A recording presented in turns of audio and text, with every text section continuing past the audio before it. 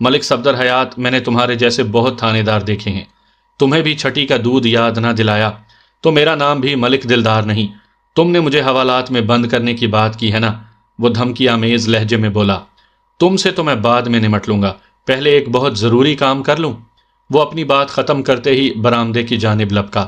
اس کا انداز بڑا پھرتیلا تھا، میں سمجھا وہ تھانے سے فرار ہونے کی کوشش کرے گا۔